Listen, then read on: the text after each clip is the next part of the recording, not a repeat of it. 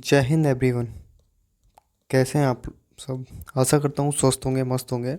और जो हमारी पीपे की सीरीज़ चल रही है उसको आप एंजॉय कर रहे होंगे। आज इसी क्रम में हमारी 8वीं क्लास है। ठीक है, चलो। तो ये अपना यूट्यूब चैनल है, इसको लाइक करना है, शेयर करना है with the others and subscribe करना है, जिससे टाइम टू टाइम आपको नोटिफिकेशन मिलता रहे। We are the best education channel. Okay, चलो। पहला क्वेश्चन है, मानव मस्तिष्क का कौन सा भाग मुख्य रूप से चिंतन के लिए उत्तरदायी होता है? Which part of the human brain is mainly responsible for the thinking? है ना, जो हम सोचते हैं, जो हम चिंतन करते हैं, उसके लिए हमारे जो ह्यूमन ब्रेन तो है, उसका कौन सा पार्ट इसके लिए मेनली रिस्पॉन्सिबल है ना?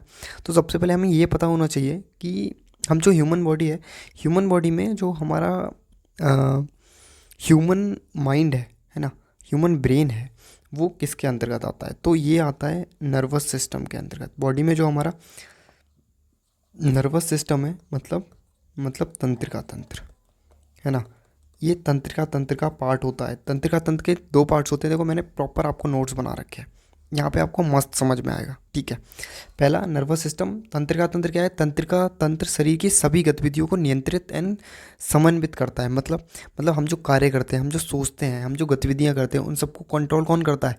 हमारा नर्वस सिस्टम, हमारा तंत्रिका तंत्र। ठीक है, अभी तंत्रिका तंत्र के दो पार्ट्स होते हैं। तंत्रिका तंत्र को हम दो चीज़ों में डिवाइड कर सकते हैं। कैसा? एक तो केंद्रीय तंत्रिका तंत्र, सेंट्रल नर्वस सिस्टम, मतलब जो सेंटर में होगा। ठीक है, दूसरा परिधीय तंत्रिका तंत्र, पेरिफेरल नर्वस सिस्टम। ठीक है, अभी देखो, अभी ये जो मैंने बताया वो आई थिंक नहीं समझ में आएगा, लेकिन यहाँ समझो। देखो, ये हमारा बॉडी स्ट्रक्चर है, ये हम है। ठीक है, ये हम है। ठीक है, अभी यहाँ पे ये हमारा माइंड है, ब्रेन है। ठीक है, ये पूरा हमारा ब्रेन है, मतलब मस्तिष्क है। ठीक है, बाकी ये हमारी बॉडी है, मतलब शरीर। और ये हमारी क्या है? ये हमारी रीढ़ की हड्डी है, रीढ़ की हड्डी। अभी समझ में आएगा? मस्त। देखो, हमारे ब्रेन को रीढ़ की हड्डी, ये जो आपको रेड कलर में दिख रहा है, ठीक है, जो आपको रेड कलर से दिख रहा है ना, ये वाला पार्ट, ये है हमारा सेंट्रल नर्वस सिस्टम। क्या? कौन सा? Central nervous system. तो सेंट्रल नर्वस सिस्टम जो हमारा है, उसमें क्या क्या है? एक तो हमारा मस्तिष्क है, और दूसरा हमारा स्पाइनल कॉर्ड, रीढ़ की हड्डी, मतलब मेरुरज्जु है। बाकी के देखो, क्योंकि ये केंद्र में है, तो ये किसका पार्ट है? सेंट्रल नर्वस सिस्टम के। दूसरा है हमारा परिधीय तंत्रिका तंत्र। देखो, तो यहाँ से बाकी जो बोन्स निकल रही हैं, यहाँ से, है ना, बाकी हमारी जो और बोन्स हैं, यहाँ पे आपको जो दिख रही हैं, ये जो बच जाती हैं, तो ये क्या हो जाएंगी? ये परिधीय तंत्रिका तंत्र हो जाएंगी, मतलब पेरीफेरल तंत्रिका तंत्र हो जाएंगी। That is clear? चलो, होप सो समझ में आया होगा कि सेंट्रल नर्वस सिस्टम, केंद्रीय तंत्रिका तंत्र का पार्ट कौन है? मस्तिष्क और स्पाइनल कॉर्ड, मतलब मेरुरज्जु। बाकी का जो बच जाता है वो पेरीफेरल नर्वस सिस्टम का पार्ट है। ठीक है, चलो बात करते हैं हम ह्यूमन ब्रेन की। तो ह्यूमन ब्रेन, ये आप देख रहे होंगे, ये है हमारा ह्यूमन ब्रेन। ठीक है, सबसे पहले जो हमारा ह्यूमन ब्रेन है, ये खोपड़ी, स्कल, ये जो ऊपर से आप देख रहे हैं, ये वाला पार्ट, जो वाइट वाइट आपको जो पार्ट दिख रहा है, अगर मैं इसको हटा दूँ, तो ये इससे सुरक्षित रहता है। ठीक है, और ये मैंने बताया ब्रेन किसका पार्ट है? केंद्रीय तंत्रिका तंत्र का। दूसरा मस्त, ये जो आपका जो स्कल से ढका हुआ है, ठीक है, यहाँ पे एक फ्लड भरा हुआ होता है, मतलब एक द्रव्य भरा हुआ होता है, जिसको क्या बोलते हैं? जिसको हम मस्तिष्क का मेरु द्रव्य बोलते हैं, मतलब केयरब्रोस, इसको इंग्लिश में बोलेंगे केयरब्रोस्पिनल फ्लूइड। ठीक है, इससे करा रहता है। दूसरा, ये जो द्रव्य इसमें रहता है, ये जो फ्लूइड जो इसमें रहता है, जैसे हम कहीं जाते हैं, कहीं आते हैं, है ना, तो तुमने देखा होगा कि हमें, जैसे हम ऐसे एग्जांपल समझो, अगर हम कहीं जाते हैं और अपने सर पे अगर ईंट रख लेते हैं, ठीक है, ईंट अगर हम अपने सर पे रख लेते हैं, तो हमें वेट पता लगता है कि हाँ भैया, हमारे सिर पे कुछ रखा हुआ है। हर टाइम हम ईंट को लेके नहीं चल सकते, लेकिन मस्तिष्क का जो भार भी होता है ना, वो भी ऑलमोस्ट आप मान के चलिए 1400 से 1500 ग्राम के बीच में होता है। ठीक है, इतना भारी दिमाग को लेके हम चल रहे हैं, उसके बाद भी हमें नहीं लगता, कुछ भी नहीं लगता कि हमारे ऊपर कुछ वजन रखा हुआ है। ये किसके कारण होता है? ये जो द्रव्य भरा हुआ है ना, इसके कारण क्यों? क्योंकि जब ये द्रव्य इसमें है, तो जो हमारा जो ब्रेन है, इसमें क्या करता है? ये इसमें तैरता है, मतलब इसमें जब कोई चीज़ तैरेगी तो उसका वेट जो है वो कम पता चलेगा। ठीक है, ये इसका कारण है। चलो, ह्यूमन ब्रेन समझ गए होगे। इसमें लिखा हुआ है यह ध्रुव मस्तिष्क को झटकों से बचाता है, सुरक्षा प्रदान करता है। मस्तिष्क शरीर की सभी क्रियाओं, भावनाओं, विचारों, स्मृति, सीखने की क्षमता तथा इंद्रियों के कार्यों को नियंत्रित करता है। मस्तिष्क कपालीय, मेनिंजिस, क्रेनियल मेनिंजिस नामक 3 सुरक्षात्मक झिल्लियों से ढका होता है। अब देखो, सबसे पहले ब्रेन है, ब्रेन के ऊपर फ्लड है, मतलब द्रव्य है, और द्रव्य के ऊपर हमारी 3 तरह की झिल्लियां हैं, 3 तरह की झिल्लियां हैं, और उसके ऊपर ये स्कल है। स्कल मतलब ये खोपड़ी, इससे जो ब्रेन है हमारा वो घिरा हुआ है। ठीक है, चलो, होप सो समझ में आएगा। अभी आगे बढ़ते हैं।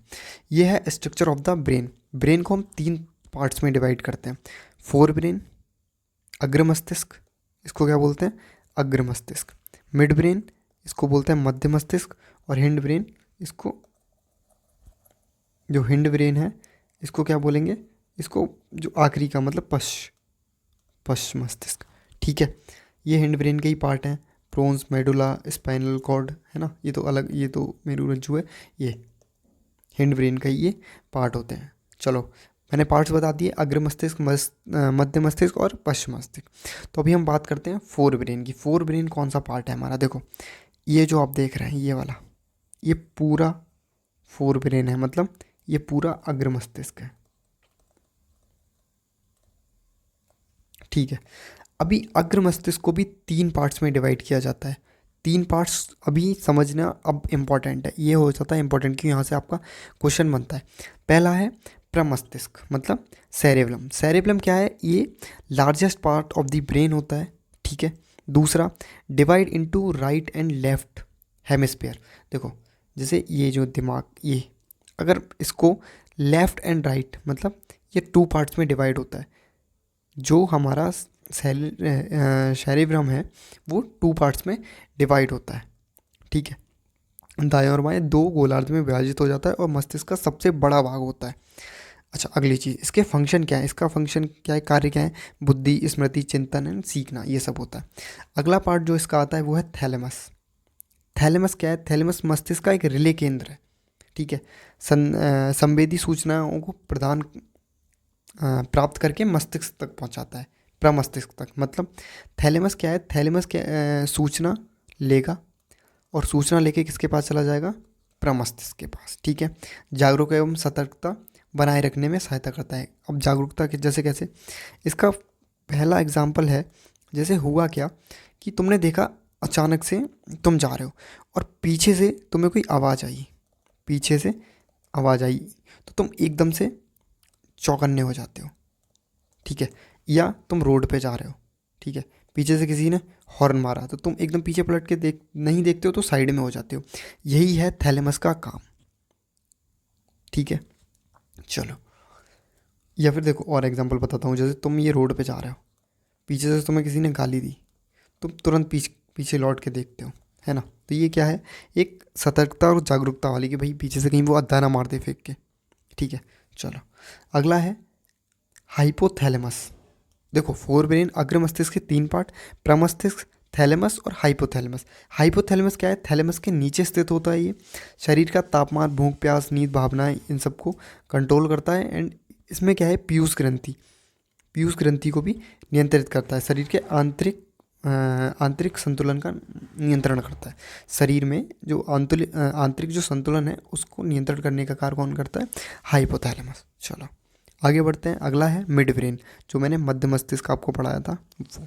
ये क्या है, located between the fore brain and hind brain. अब देखो, यहाँ पे मैंने एक फ़ोटो लगाया, देखो यहाँ पे ये वाला जो पार्ट है ये है मिड ब्रेन, फोर ब्रेन, ये पूरा हिंड ब्रेन, और ये ब्लू वाला जो आप पार्ट देख रहे हैं, ये वाला जो आप पार्ट देख रहे हैं, ये क्या है, ये है मिड ब्रेन। ठीक है, मिड ब्रेन का काम क्या है, मिड ब्रेन का काम है दृष्टि एवं श्रवण संबंधी प्रतिवर्त क्रियाओं को नियंत्रित करना। मतलब जो हम देखते हैं विजुअल, या जो हम सुनते हैं उनका रिफ्लेक्शन देना। ठीक है, दूसरा है आँखों एवं सिर की गति का समन्वय बनाए रखना। जैसे एकदम लाइट पड़ती है तो आंखें एकदम कैसी हो जाती हैं, ब्लिंक हो जाती हैं। कोई हम साउंड सुनते हैं तो तुरंत पीछे मुड़ के देखते हैं। तो ये क्या है, ये है हमारे मध्य मस्तिष्क का काम।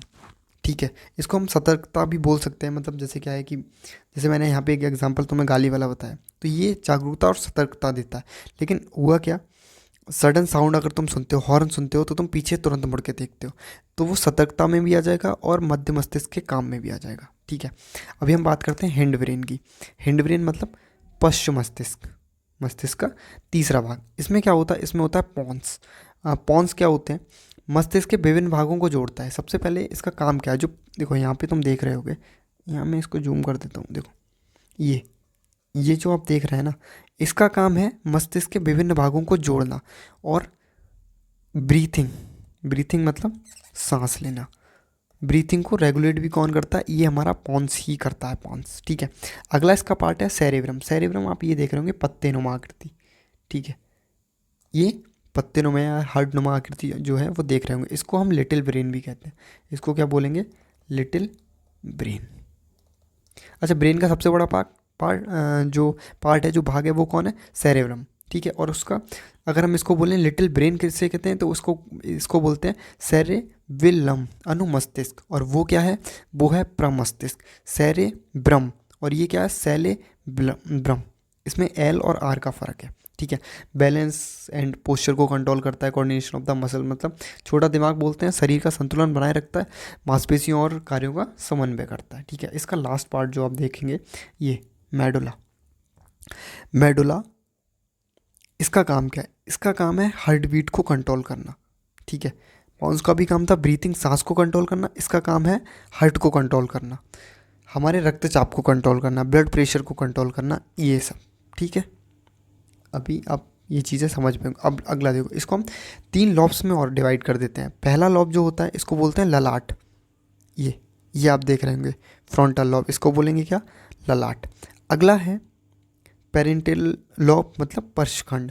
पेरेंटल लॉब कहाँ है, ये जो ग्रीन वाला पार्ट देख रहे हैं, ये पशखंड है। टेम्पोरल ये कहाँ मिलेगा, ये मिलेगा आपको कान के पास में। टेम्पोरल जो रहता है वो कान के पास में, मतलब इसको बोलते हैं हम कर्णपश। और एक है ऑक्यूपिटल लॉब। ऑक्यूपिटल लॉब ये हो गया आपका। ठीक है, ये यहाँ पे कहीं पे आपका हो जाएगा कौन सा, कर्ण खंड। ये हो गया तुम्हारा पूरा ब्रेन। इसके बाद कुछ बचता है, नहीं बचता। समझ गए, चलो अभी क्वेश्चन करते हैं। ठीक है, इसमें दिया है मानव मस्तिष्क का कौन सा भाग मुख्य रूप से चिंतन के लिए उत्तरदायी होता है। चिंतन मतलब चिंता जो हम करते हैं, जो हम चीज़ें सोचते हैं, किस में होता है, एक बार देखो, फिर से देख लो। चिंतन का काम कौन करेगा, सेरेब्रम, ब्रह्म। ठीक है, ये वाला। ओके, चलो अनुमस्तिष्क, इसको हम लिटिल ब्रेन भी बोलते हैं, लिटिल ब्रेन भी बोलते हैं। ठीक है, मॉडुला ब्लड प्रेशर वगैरह को कंट्रोल करेगा। पोस्ट क्या करेगा, ये ब्रीथिंग को कंट्रोल करेगा, है ना। ये ब्लड प्रेशर हो गया तुम्हारा, इन सब को कंट्रोल करेगा। चलो अगला क्वेश्चन क्या है, अगला क्वेश्चन देखो। अगला क्वेश्चन है आपका, मस्तिष्क का कौन सा भाग शरीर के संतुलन एवं समन्वय को कंट्रोल करता है। तो ये कौन करता है, संतुलन एंड समन्वय, बैलेंसिंग एंड कोऑर्डिनेटिंग। तो ये कौन करता है, सेरिब्रम। ठीक है, ये क्या करता है, इसका अभी हम जो आंसर है वो करके आए। ये क्या करता है, ये करता है चिंतन को कंट्रोल। मेडुला करता है ब्लड प्रेशर को कंट्रोल। अनुमस्तिष्क, इसको लिटिल ब्रेन भी बोलते हैं, और ये करता है बैलेंस एंड कोऑर्डिनेट को कंट्रोल। ठीक है, थैलेमस की अगर हम बात करें, तो थैलेमस का काम क्या है, संवेदी सूचनाओं को सेरेब्रम तक पहुंचाना, मतलब प्रमस्तिष्क तक पहुंचाना। अगला,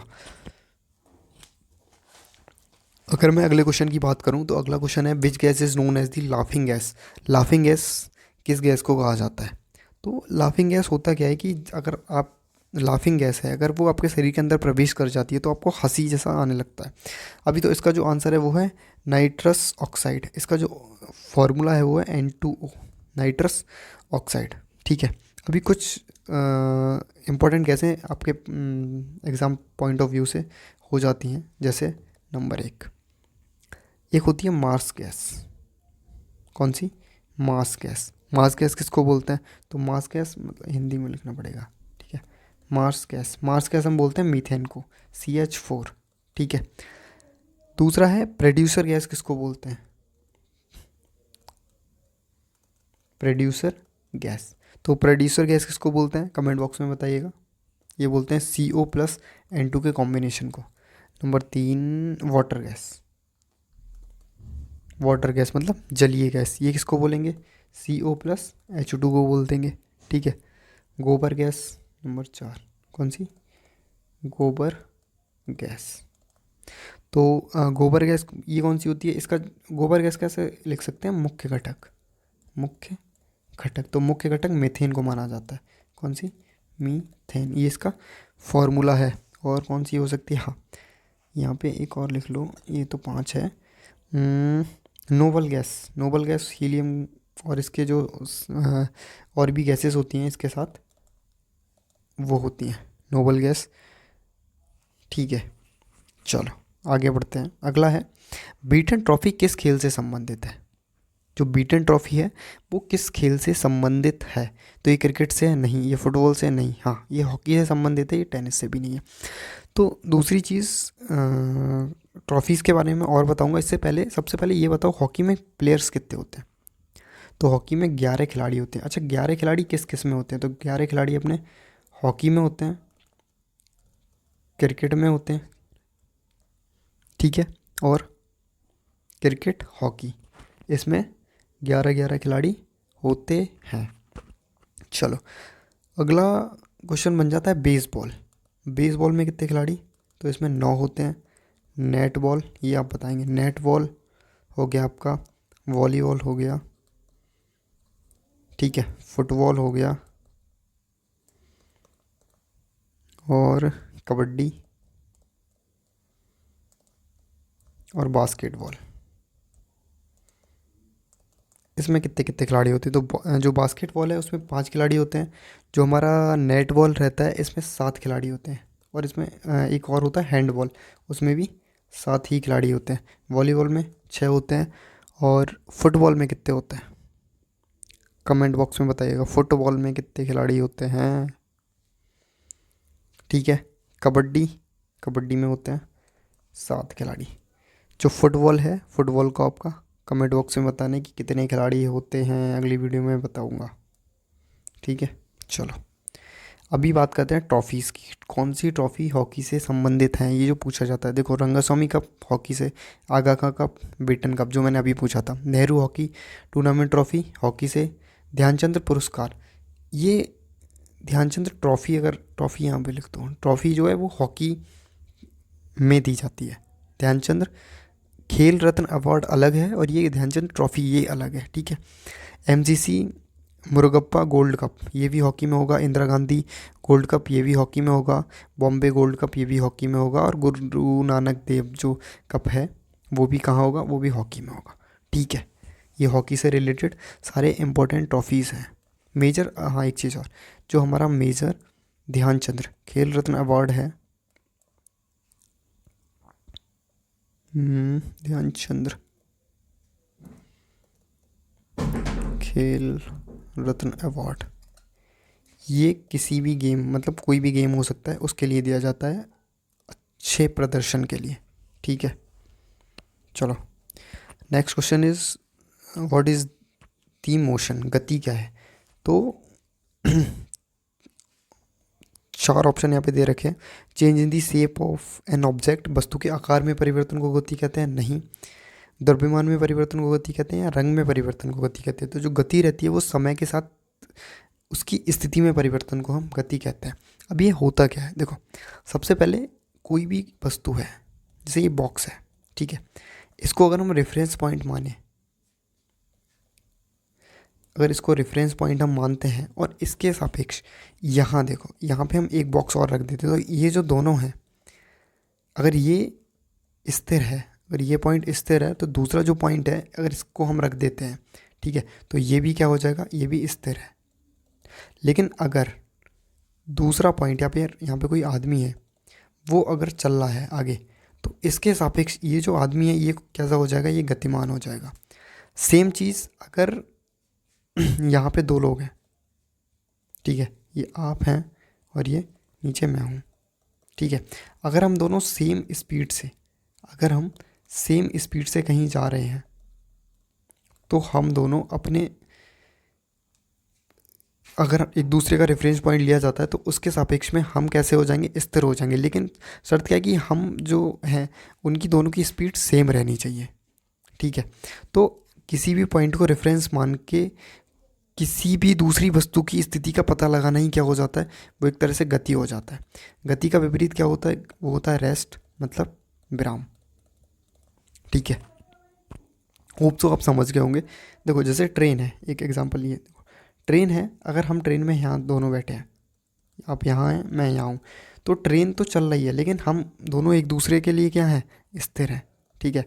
वहीं अगर दूसरी ट्रेन है, ठीक है, दूसरी ट्रेन जा रही है, ठीक है, और दोनों की जो स्पीड है वो अलग अलग है, तो ये दोनों एक दूसरे के सापेक्ष क्या है, ये गतिमान है, ठीक है। जैसे आपने देखा होगा कि अगर दो ट्रेन्स हैं, दो ट्रेन जब निकलती हैं तो हमें एक ट्रेन दूसरी ट्रेन में क्या होता है कि थोड़ी देर के लिए ऐसा लगता है कि सामने वाली जो ट्रेन है वो बिल्कुल रुकी हुई है।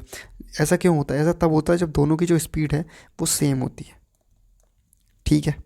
अच्छा, एक चीज़ और, अभी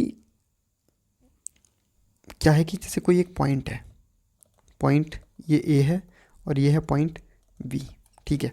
दूरी क्या होती है, अगर मैं बात करूं कि दिशा की परवाह किए बिना हम किसी भी वस्तु द्वारा, मतलब हम हैं या कोई वस्तु है, वो किसी पथ का संचरण करती है तो उसकी जो टोटल लंबाई होती है उसको ही दूरी कहते हैं। जैसे ए है, अभी हमने ए से चलना प्रारंभ किया, ठीक है, ये आप हैं, आपने ए से चलना प्रारंभ किया और आप बी पर पहुंच गए, ठीक है, ना आपने कोई दिशा देखी ना कुछ देखी, तो आपने जो टोटल जो लंबाई तय करी है इसको ही हम दूरी बोलते हैं। इसको क्या बोलते हैं, दूरी। अब चाहे आप यहाँ से इधर जाइए, चाहे इधर जाइए, चाहे इधर जाइए, इधर जाइए, मतलब इनिशियली पॉइंट्स और जो लास्ट में आप जहाँ तक पहुँच रहे हैं वहाँ तक की जो टोटल लंबाई है उसको हम दूरी बोलेंगे, उसको क्या बोलेंगे, दूरी बोलेंगे, ठीक है।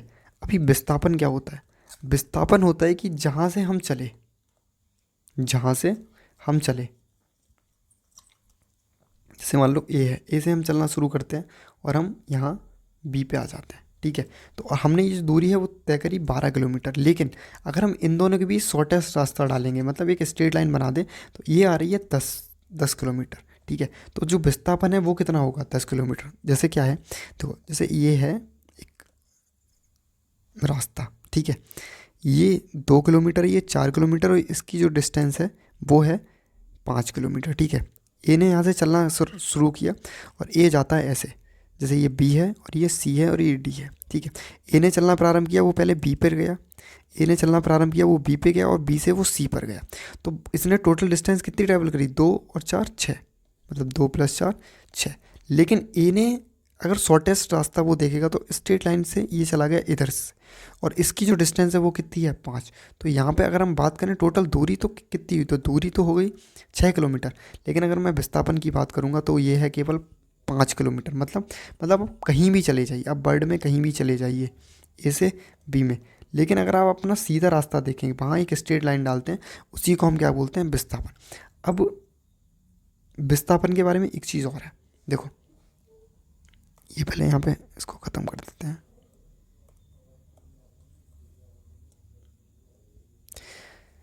देखो जैसे एक सर्किल है, ठीक है, एक वृत्ताकार पार्क है ना, ये मान लो ये पार्क है, ये इसका रास्ता है पार्क का, ठीक है। मैं हूँ यहाँ पे ए पे, ठीक है। अब मैं जब ए पे हूँ तो मैंने ए से चलना प्रारंभ किया और मैं आ गया कहाँ तक, यहाँ तक, बी तक, ठीक है।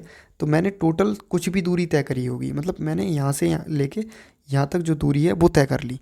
लेकिन ये जो ए से लेके बी तक की जो यहाँ से लेके ये वाली है, इसको हम बोलेंगे दूरी। लेकिन ए से लेके बी तक जो हमने शॉर्टेस्ट डिस्टेंस बना ली, जो एक स्ट्रेट लाइन डाल दी, इसी को हम बोलते हैं विस्थापन। मतलब मतलब ये है कि अगर वृत्ताकार पथ की जो टोटल लंबाई है वो 40 किलोमीटर है, वो कितनी है, 40 किलोमीटर। ठीक है, तो यहाँ से मान लो इसने 30 किलोमीटर चल ली, लेकिन अगर ये शॉर्टेस्ट रास्ता डालेगा तो ये तो 10 से भी कम निकलेगी, समझे। और विस्थापन है क्या, विस्थापन कुल मिला के ऐसी चीज़ है, मतलब ए से हमने चलना प्रारंभ किया और मैं लौट कर ए पे ही आ गया, तो दूरी जैसे यहाँ पे ये देखो, इस पाथ की जो लंबाई है पूरे की वो है 40 किलोमीटर, लेकिन मैंने ए से चला और ए से चल के ए पर ही आ गया, तो विस्थापन तो मेरा जीरो हुआ, मतलब फिजिक्स की नज़र में हमने कोई कार्य नहीं करा, वो है विस्थापन। ठीक है, चलो अभी क्वेश्चन देखो। क्वेश्चन है, a person walks 4 kilometre east, एक व्यक्ति 4 किलोमीटर पूरब में चलता है, यहाँ से गया वो 4 किलोमीटर, ठीक है, और फिर मतलब ए से चला वो बी तक 4 किलोमीटर, फिर कह रहा है फिर 3 किलोमीटर पश्चिम, मतलब 3 मीटर पश्चिम में चलता है, अब बी से 3 मीटर फिर से इधर आ जाएगा, वो आ गया यहाँ पे, अब वो आ गया यहाँ पे, तो उसका विस्थापन कितना है। देखो अगर मैं बात करूँ दूरी की, तो दूरी कितनी होगी, देखो 4 ये चला और 3 ये चला, तो दूरी हो गई 7, लेकिन विस्थापन तो हम केवल ये वाला देखेंगे, तो ये दूरी कितनी है, यहाँ से लेके यहाँ तक की कितनी है 4, और यहाँ से यहाँ तक की 3, तो 4 में से 3 गए 1, तो विस्थापन जो इसका निकला वो निकला 1, और वो भी किधर की साइड ही है, अभी ये वेस्ट की साइड ही है, मतलब पश्चिम की साइड ही है। ठीक है, चलो अगला क्वेश्चन है, which instrument is use to measure the speed of vehicle, वाहनों की चाल मापने के लिए किस यंत्र का प्रयोग किया जाता है, तो ये किसका किया जाता है, स्पीडोमीटर का, किसका, स्पीडोमीटर का। अभी बात करते हैं ऑडोमीटर। ऑडोमीटर क्या करता है, ऑडोमीटर जो है उसका काम है डिस्टेंस, एक सेकेंड, वाहनों की चाल मापने के लिए, वाहन की चाल मापने के लिए, ये क्या है, चाल मतलब स्पीड। दूसरा ये क्या है, ओडोमीटर, ये है दूरी तय करने के लिए, वाहनों की दूरी, वाहनों ने कितनी दूरी चली है। ठीक है, अगला है बैरोमीटर। बैरोमीटर का काम क्या है, बैरोमीटर का जो काम है वो है एटमॉस्फेरिक प्रेशर को पता करना। एटमॉस्फेरिक जो प्रेशर होता है, वायुमंडलीय जो दाब होता है ना, वायुमंडलीय दाब का पता लगाता है। और हाइग्रोमीटर ये क्या होता है, ये वायु में कितनी आर्द्रता है, वायु की आर्द्रता मतलब ह्यूमिडिटी, नमी कितनी है, ह्यूमिडिटी मतलब कि वायु में कितनी नमी है, ये उसको पता लगाता है। ठीक है, चलो अगला क्वेश्चन है, what is the source of the Indus river. Sindhu नदी का उद्गम स्थल कौन सा है। तो देखो उस दिन हमने हिमालय के बारे में पढ़ा था, और हिमालय के बारे में हमने सारी चीज़ें ख़त्म कर दी थी। अभी हम बात करते हैं सिंधु नदी मतलब इंदस रिवर की। तो इंदस रिवर का जो ओरिजिन है वो कहाँ माना जाता है, तो इंदस रिवर का जो ओरिजिन है मैं आपको बताता हूँ। तो ये मानसरोवर जो लेक है ना, कौन सी, मानसरोवर। मानसरोवर लेक जो है वो है कहाँ, तो ये है हमारी वोकर-चू ग्लेशियर। कहाँ पे पड़ता है ये, वोकर-चू ग्लेशियर, और ये कैलाश रेंज में पड़ता है। कहाँ, कैलाश रेंज, मतलब कैलाश रेंज की जो पहाड़ियाँ हैं वहाँ पड़ता है। कौन, मानसरोवर झील जो पड़ती है कहाँ, और ये तिब्बत में पड़ता है। कहाँ, तिब्बत, मतलब चीन साइड मान सकते हैं आप इसको। ठीक है, तो इससे रिलेटेड मैं कुछ चीज़ें आपको और बताता हूँ। जैसे ये देखो, यहाँ पे ये है हमारा कैलाश रेंज। कैलाश रेंज हमारी ये है, ये तिब्बत वाला रीजन है, और यहीं पे कौन सा है, वोकर-चू ग्लेशियर। कौन सा, वोकर-चू ग्लेशियर। ठीक है, यहाँ पे ही है मानसरोवर लेक। कौन सी लेक, मानसरोवर झील, जहाँ से सिंधु नदी का उद्गम होता है। और ये पड़ती कहाँ है, ये पड़ती है तिब्बत में, जैसे मैंने आपको अभी बताया। एक चीज़ और, इसको सिंधु जो नदी है इसको और किन किन नामों से जाना जाता है, तो देखो सिंधु नदी जो है, इंदस रिवर, इसको हम बोलते हैं सिंगे खम्बान। क्या बोलते हैं, सिंगे खवाब। ठीक है, ये तिब्बत वाले रीजन में ही बोला जाता है। इसका इंग्लिश में मतलब होता है लाइन्स माउथ। ठीक है, चलो अभी मैं यहाँ बताता हूँ। देखो जो हमारी इंदस रिवर है वो निकलती है, थोड़ा सा इसको पतला करूँगा पेन को, जब ये मानसरोवर से निकलती है तब क्या होता है, देखो ये मानसरोवर से निकल के और जम्मू कश्मीर से होते हुए, ठीक है, ये चली जाती है पाकिस्तान। ठीक है, ये पाकिस्तान है। अच्छा, दूसरा, ये भारत में, मैं देखो, ये देखो यहाँ मैं बताता हूँ, सारी चीज़ें आपकी हो गई। तो सिंधु नदी, सिंधु नदी के बारे में एक चीज़ और है, ये वर्ल्ड का सबसे बड़ा रिवर बेसिन बनाती है, मतलब लार्जेस्ट, वर्ल्ड लार्जेस्ट बेसिन, है ना, लार्जेस्ट बेसिन।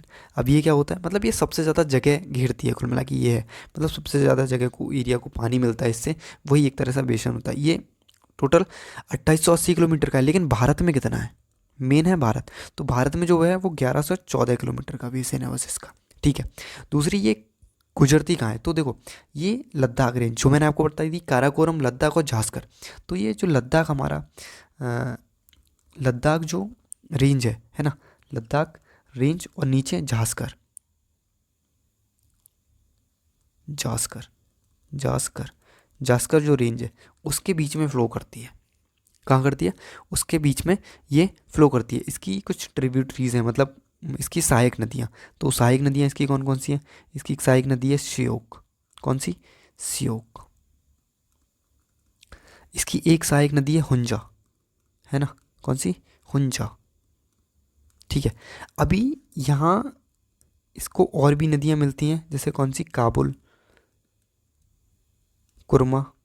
ये कहाँ मिलती हैं, पाकिस्तान वाले रीजन में इसको मिलती हैं।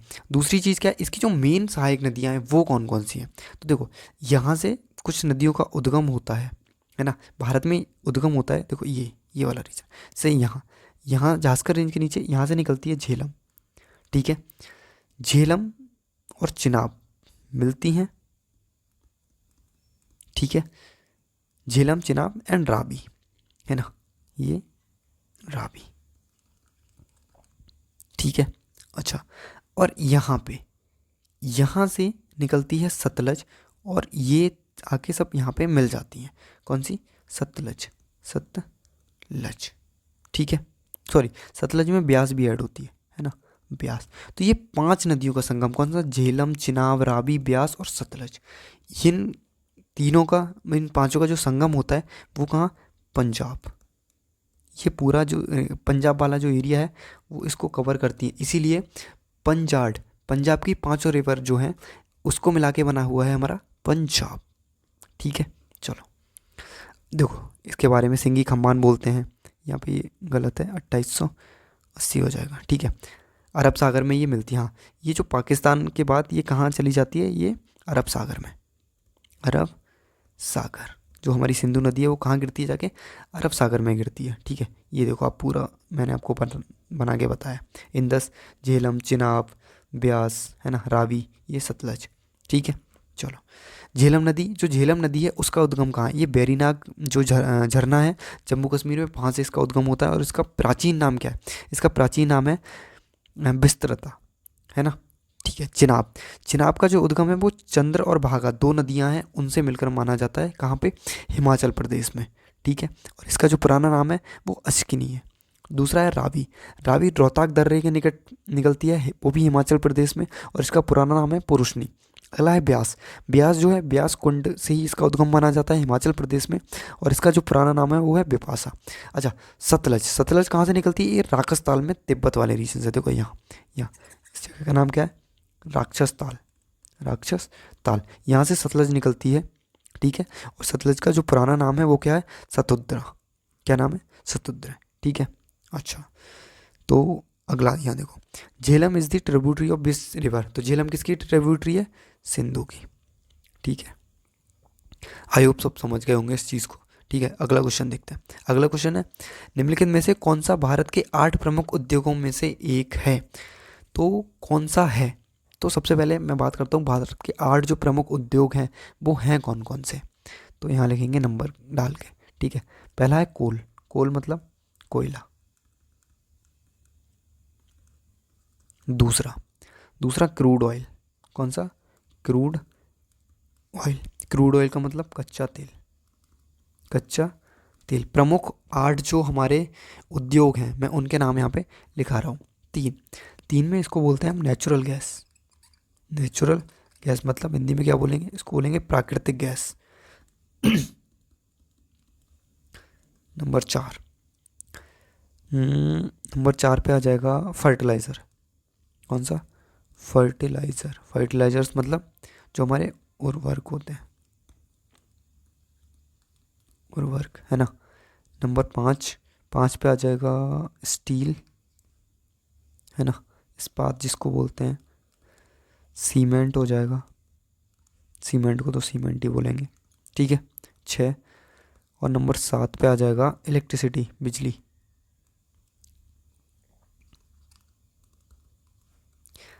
बिजली। अब बचा 8वां। 8वां कौन सा हो गया? कोल हो गया, क्रूड ऑयल हो गया, नेचुरल गैस हो गया, फर्टिलाइज़र, स्टील, सीमेंट, इलेक्ट्रिसिटी। अभी बचता है रिफाइनरी प्रोडक्ट्स। कौन से? रिफाइनरी प्रोडक्ट मतलब रिफाइनरी उत्पाद, इनको हिंदी में बोलेंगे रिफाइनरी उत्पाद। तो देखो, वस्त्र है, नहीं है। पर्यटन उद्योग है, आईटी है, नहीं है। आंसर क्या है? सीमेंट। चलो आगे बढ़ते हैं। अगला है green revolution is related to which sector? जो हरित क्रांति है, तो हरित क्रांति उद्योग से होगी? नहीं होगी। परिवहन से भी नहीं होगी, संचार से भी नहीं होगी। किससे होगी? एग्रीकल्चर से। अभी हरित क्रांति के बारे में आपको कुछ चीज़ें बताता हूँ। देखो, हरित क्रांति के जो जनक हैं, जो भारत में जो जनक हैं, वो हैं एम एस स्वामीनाथन। कौन से? M S Swaminathan. लेकिन विश्व में इसके जो जनक हैं वो कौन है? वो है नॉर्मन बोरलॉग, ठीक है। विश्व में अगर पूछेगा तो नॉर्मन बोरलॉग, और जो भारत में अगर पूछेगा तो M S Swaminathan. M S Swaminathan ji का हरित क्रांति में बहुत ज़्यादा योगदान रहा है, ठीक है। हरित क्रांति है क्या? तो इसमें क्या है, हमें जो हमारे कृषि उत्पादन है उनमें वृद्धि करने के लिए एक नई तरह की चीज़ों को हमने एवेल्युएट इसमें किया था, नई नई चीज़ें हम लेके आए थे, वही हरित क्रांति है, ठीक है। नई नई प्रकार की सिंचाइयाँ, आधुनिक कृषि की तकनीकें, ये सब क्या है? ये हरित क्रांति का पार्ट है, ठीक है। उपज वाले बीज, है ना, ठीक है। हरित क्रांति की जो शुरुआत है वो कब हुई थी? तो ये 1960 के दशक में, मतलब 1967 68 के टाइम पे ये हुआ था। प्रमुख इसमें फसलें कौन सी थी? गेहूँ, चावल वगैरह, ये प्रमुख फसलें थी। अभी बात करते हैं कि अलग अलग टाइम पे अलग अलग क्रांतियाँ हुई हैं हमारे देश में, तो वो किससे रिलेटेड है या फिर उनके जनक कौन कौन है? देखो, तो मैंने आपको पढ़ाया हरित क्रांति, तो उसकी इस किससे रिलेटेड है? फूड ग्रेन, खाद्यान्न उद्यान, या फिर इसको हम बोल सकते हैं कृषि। और इसके जो फादर हैं वो एम एस स्वामीनाथन को माना गया। श्वेत, तो श्वेत क्या होता है? सफ़ेद क्या होता है? दूध, ठीक है। बर्गिस कुरियन इसके फादर हैं, ठीक है। ब्लू, नीला, नीला क्या होता है? मछलियाँ, है ना, समुद्र नीला होता है, तो ये क्या हो गया? मत्स्य पालन से हो जाएगा, ठीक है। इसके फादर इतना ज़रूरी नहीं है। अगला देखो, पीली क्रांति। पीला, पीला हमारा क्या होता है? ऑयल सीड होती है, सरसों जो हमारी होती है, उसके फूल कैसे होते हैं? पीले। तो इसको याद करने की सीधी सी ट्रिक है, तिलहन से, है ना। अगला है स्वर्णिम, गोल्डन। गोल्डन रेवोल्यूशन किससे? तो देखो, जो फ्रूट्स हैं, हनी है, हॉर्टिकल्चर है, ये सब हमारे कैसे आते हैं? गोल्डन रेवोल्यूशन में आते हैं। सिल्वर, सिल्वर में तुम्हारा एग आ जाएगा। और पिंक रेवोल्यूशन, पिंक रेवोल्यूशन में मीट और प्लॉटरी प्रोडक्शंस हो जाएगा, ठीक है। लाल, लाल क्या है? टमाटर। लाल क्या होता है? टमाटर। तो लाल जो क्रांति है वो टमाटर और मांस इसमें भी है, ठीक है। अच्छा, ब्राउन, भूरी, भूरी क्रांति किससे है? चमड़ा, कोको, गैर पारंपरिक ऊर्जा, इससे रिलेटेड है। और ग्रे, ग्रे का ऐसे है? फर्टिलाइज़र, मतलब उर्वरक से रिलेटेड है, ठीक है। चलो बहुत अच्छे, अभी आगे बढ़ते हैं, और ये आज का हमारा लास्ट क्वेश्चन होने वाला है। हम बात करते हैं भारतीय संविधान का अनुच्छेद किससे संबंधित है, ठीक है। तो मैं यहाँ तीनों आर्टिकल्स की बात करूँगा। यहाँ पे कोई पेज है? नहीं है। चलो, मैं बात करूँगा आर्टिकल नंबर 1, मतलब अनुच्छेद 1 की, अनुच्छेद 2 यहाँ पे दिया हुआ है, और अनुच्छेद 3 की। अनुच्छेद 3, ठीक है, इसकी हम बात करेंगे यहाँ पे। तो देखो, अनुच्छेद है क्या? अनुच्छेद 1 में क्या दिया हुआ है? अनुच्छेद 1 में दिया हुआ है जो हमारा संघ है, संघ मतलब भारत, भारत का नाम, सॉरी, भारत का नाम और राज्य क्षेत्र की, जो हमारा राज्य, जो हमारा भारत है वो कहाँ कहाँ तक फैला हुआ है। India, that is Bharat, shall be a union of state. क्या लिखा हुआ है इसमें? इसमें लिखा हुआ है इंडिया, मतलब दोनों नाम दिए हूँ, India, that is Bharat, date is Bharat. ये हमारे जो ओरिजिनल कॉन्स्टिट्यूशन है उसमें लिखा हुआ है, date is Bharat. Shall be a union, union of state. क्या मतलब? इसका मतलब है भारत को राज्यों का संघ कहा जाता है। इसका क्या मतलब है? भारत को राज्यों का संघ कहा जाता है। ठीक है, इसमें भारत के नाम और राज्य क्षेत्र का वर्णन किया गया है। अभी हम बात करते हैं आर्टिकल नंबर 2 की। कौन सा? अनुच्छेद नंबर 2। अनुच्छेद नंबर 2 ये क्या है? ये किससे रिलेटेड है? तो इसमें क्या है, इसमें हम बात करते हैं नए राज्यों का प्रवेश या स्थापना। इसमें हम क्या बात करते हैं? नए राज्यों का प्रवेश या स्थापना। अब नए राज्य कैसे?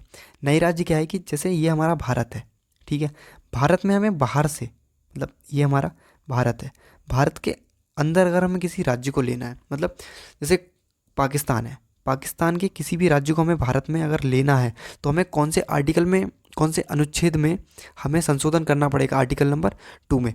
मतलब किसी भी नए राज्य का प्रवेश या स्थापना बाहर से, इसमें एक चीज़ और ऐड कर सकते हैं, बाहर से नए राज्यों के प्रवेश या स्थापना। जैसे बांग्लादेश है, बांग्लादेश से अगर हमें कोई राज्य लेना है, कोई जगह लेनी है, तो हमें कौन से आर्टिकल में करना पड़ेगा? अनुच्छेद नंबर 2 में हमें संशोधन करना पड़ेगा। आर्टिकल 3 क्या है? 3 है कि जो भारत है हमारा, भारत है, भारत में जैसे मान के चलो भारत है और भारत में 2 राज्य हैं।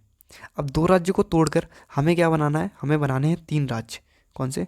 3 राज्य। मतलब थोड़ा सा इसमें से ले लिया और थोड़ा सा हमने इसमें से ले लिया, ठीक है, थोड़ा सा इसमें से ले लिया, थोड़ा सा इसमें, और हमने ये नया राज्य बना दिया। तो हमें कौन से आर्टिकल में संशोधन करना पड़ेगा? आर्टिकल नंबर 3 में। मतलब 3 में भी क्या है? नए राज्यों का निर्माण तथा क्षेत्र सीमा या नाम में परिवर्तन। मतलब ये जैसे हमारा ये उत्तर प्रदेश है, ठीक है, उत्तर प्रदेश का हमें कल को नाम बदलना है ना, उत्तर प्रदेश का नाम बदल के हमको भारत प्रदेश कर देना है, मान के चलो, है ना। तो हमें कौन से आर्टिकल में संशोधन करना पड़ेगा? आर्टिकल नंबर 3 में। लेकिन अगर हमें किसी और देश का या कोई और देश का कोई राज्य है, कोई जगह है, वो अगर लेनी है तो वो किस में आएगा? आर्टिकल नंबर 2 में। ये दोनों डिफरेंस है आर्टिकल नंबर 2 और 3 में, ठीक है। होप सो आपको समझ में आए होंगे, क्लास समझ में आई होगी, आपने एंजॉय किया होगा, है ना। चलिए, thank you so much for watching this video, for your attention, ठीक है। ऐसे ही जुड़े रहिए, है ना। वीडियो अगर आपको अच्छी लगी है तो लाइक करें, अपने दोस्तों के साथ भी इसको शेयर करें, और चैनल को सब्सक्राइब करने के साथ साथ उसका जो बेल आइकन है उसको भी दबा दें। चलिए, thank you so much for watching this video.